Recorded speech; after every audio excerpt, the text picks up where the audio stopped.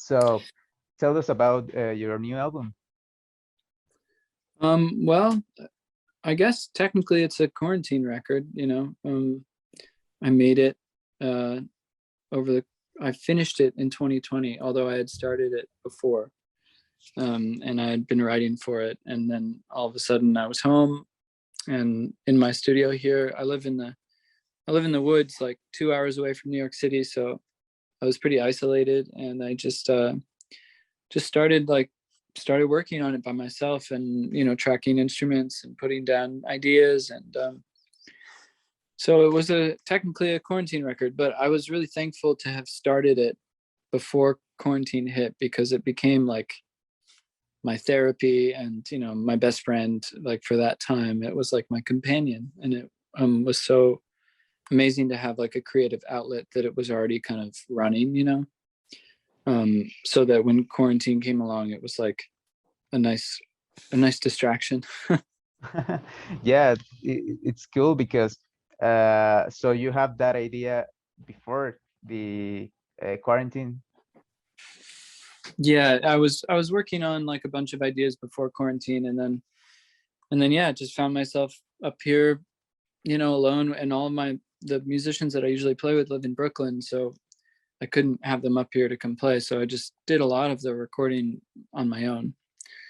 um, and then I had some friends come in and send me their tracks like online. It was like I had some collaborators, but they didn't come until later, and they would email me their recordings. Yeah. Now you're talking about your move to I forget the name of the place you're living, but I know it's in the woods. Yeah, it's in the woods. That's basically it. It's in the mountains, the Catskill Mountains, they're called. Yeah, yeah, yeah. So that inspired you in that in some way to make something like more special. I think this new album, it's like, I don't know, man, like so magic. It has Mhm. like that magic vibe that you just want to go out like into the woods or out of the Oh, city and just think in other stuff because well I live in the very center of Mexico City, so it's mm. horrible. The all the Yeah, noise and that stuff, it's like I know just what you mean. stress. So this record, I think it's something like that. No, I don't know if it moved to the woods into the woods helped Yeah, you man. to make some interesting changes maybe in the process. Totally. I mean, I lived in the city for 10 years, and I got used to that like absurd lifestyle that you're talking about, where you're experiencing this like chaos, right? Everywhere you go, it's like people and garbage and like sometimes violence and sometimes beautiful things also. Um, but so coming out of 10 years of that, it was really amazing to like find myself here with all the space I could ever need to just like sink my teeth into a project, and to allow myself the time to explore a little more and spend more time like capturing sounds. Usually back when I was working in Brooklyn, like I was really focused on capturing like spontaneous moments and like moments of improvisation and like early takes of a band doing a song. But here I kind of did the opposite. I went deeper, and I kind of became a little more obsessive. And maybe I think I might have OCD, but it's maybe not diagnosed or something. But it comes through in the arrangements I'm working on, and I get a chance to kind of like really sink my brain into them. So yeah, having the space and the time was such a luxury, and I'm so happy to be up here. But I'm not knocking Brooklyn too much. City living is special too, and I learned everything I know in Brooklyn. So Yeah, now you have your own home studio, I think. yep, here we are in my Oh, it's my just little a controller. well, it's amazing you have like now the interaction in the studio because I don't know if it happens to you like if you have like an idea in your head at I don't know 3 a.m. you just Yeah, go next door and start writing or making a sample or jamming. That's the most amazing thing, like not feeling like I'm bothering anyone. Like, because you know, when you're in the city and if you're making noise or listening to music, you always have to be conscious of who you're going to be bothering. Like, who's next? Who are you sharing a wall with? You know. Yeah. Luckily, the person I share walls with is my partner Hannah, and she's also a musician, and we make music together. And she understands this lifestyle, you know. So we have a good thing going on in that regard. Yeah, cool. Well, yes, without a doubt, you can feel like this magical vibe on this new album. Cool. I Uh, appreciate. I was also microdosing every day when I was working on it. I oh, don't know. I don't know if I'm allowed to talk about that, but I was taking mushrooms every day. yeah, talk to us about that. I Yeah, know some artists that actually do like that for inspiration. I don't know how's it going for you? I I've I really it was so useful for me because the winter I was getting really depressed and just, you know, without enough sun, and it gets really dark up here and cold and like in the mountains, and um it's and COVID was happening, so there was that layer of like insanity. So I was just like kind of struggling with some depression, and so I looked for a natural cure instead of going to, you know, prescription medication or something, and I started taking mushroom capsules, just like Oh, small little doses with my morning coffee, and it just really helped me stay creative and stay up and like stay, you know, just more give me a more positive mindset to be working on music. yeah. 2020 and 21, well, there are all like pretty shit going on, but I also heard something about doing that kind of stuff to make you more like focus on more of the work. I don't know. It's I will try it, but I heard because of the LSD. I think it's the same with mushrooms. Like Mm-hmm. just like LSD is more like powerful or something like that, more synthetic. Yeah, yeah, more synthetic. Mushrooms feel more in your body, I think. Yeah, that's The super acid cool. feels more dissociative, like you're not sure what your body is really. Like, Like I'm in the Matrix, or yeah, or now yeah. all this stuff is like virtual. Yeah, I know it's kind of weird, but yeah. It's So it's really special. We're lucky that it's like, I mean, yes, it's a new era, you know, and it's not so criminal anymore to, and like people are starting to study it again, and I think soon like it's going to be powerful medicine that's available to people like in a real way. So yeah. yeah, it's been like I don't know. We need to evolve into something new.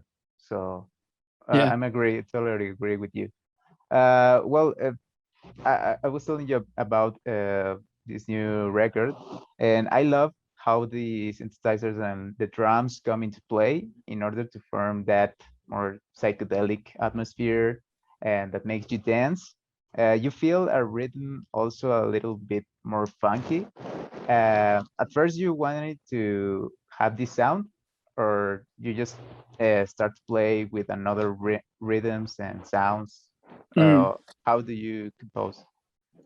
I wanted it to sound like a party. I wanted it to be music that would kind of make people dance or make people feel, you know, feel like moving a little bit, and you know, it's a little sexy and like turn the lights off. I don't know. I was feeling like, all right, well, COVID is a bummer, so I should at least make the music sound like funky and fresh and exciting. Um, so that was a goal. Okay. I also wrote the record mostly on bass. Like I was playing a lot of bass, and I was studying James Jamerson's bass playing, he was playing in Motown, like on a ton of Motown records in the Funk Brothers. So I was studying his playing, and like kind of I was in that mindset of just like that finger picking, that the way he plays with his fingers, finger style they call it. And it's just so dancey and floaty and funky and beautiful. So I just was trying to emulate some of that. Yeah, it reminds me of the video you have already on the YouTube channel of Hmm. Time to Melt, Yeah, that you have like this dance with the alien, I don't know, yeah, slash entity, but yeah, yeah, it's so funny, and it's like it makes you dance. I remember I was in my room here, the songs you have released, and my foot start to making like this this move, and it was involuntary. So I I think love it. that's the magic behind. But yeah, it's been such a trip with all you have mentioned here. Yeah, thank you. I mean, yeah, I'm glad that that video was so goofy. I felt so funny. Like I'm actually pretty shy, so dancing is kind of a, I prefer to be in the band. but but it was fun. It was fun to make. Do you have that idea for the video, or you have like a Uh, crew? no, the director John Turek, he had the idea, and I was just like, sure, let's do it. Let's go for it. I love it. So It's very wild, so funny and cool. it's really funny. I think it's good to show like a sense of humor. Everything Yes. is so serious these days. Like it's nice to just like be like, yeah, you know what, this is a little goofy. Like there's some humor in this. Yeah, it's like everything mostly can kill you Yeah. in every moment. Yeah, totally. That's a pretty cool part, I think. So do you have that song on this new album that is your favorite, or that has something special? Actually, each song connects with a whole universe, I think. Mm. In this new album, I think that's got like that connection or that universe each song have. um Sorry, I was just getting, is my phone showing you notifications? Do I turn those off to that? Ah, yeah. So, So do you have like a special song or yeah, I right now I'm really enjoying that song, Dream Free. okay? It's the second song on the record. It's wait, is it the second song? I think so. And it features Hannah on the lead vocal in the beginning, and then I come in on the verse and take it. And I just love the way that groove came out, and I love the feeling. It's like kind of like gushy, it's like this kind of like juicy piece of fruit or something that's kind of like rolling along Yeah, in the air or something. I don't know, it just like has this cool feeling that I'm really happy with. I love how that one came out. Dream Free. Yeah, Yeah. it sounds like so magic also and Mhm. wild. Like I don't know, when you have like these conscious dreams and you can do everything you want. I never Mhm. had one, but I think it's that way. Like if you have like power to control everything and just be you for a while. I love that. Yeah, I've had one of those dreams once, where Oh, really? where I realized I was dreaming, and then I started to control things. Dude, I want to do that, but It's I'm like a not capable. superpower. I did it like 4 years ago, and I've never been able to do it since. But I really want to get find my way back there, because it felt incredible. Like I could just I could live there.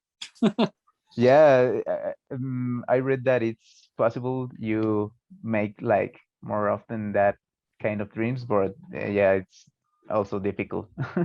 Yeah, I think like I used to have all these falling dreams.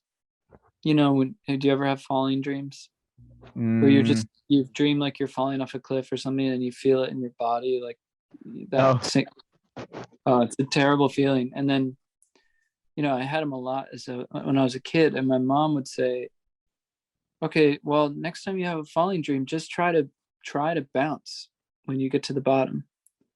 Like just okay, tell yourself you can bounce. Like don't." don't worry about falling anymore. And so I did that, and I practiced it, and finally I think I was able to bounce once. I was like, okay, I can Wow. bounce. Like, I'm Wow. not falling anymore.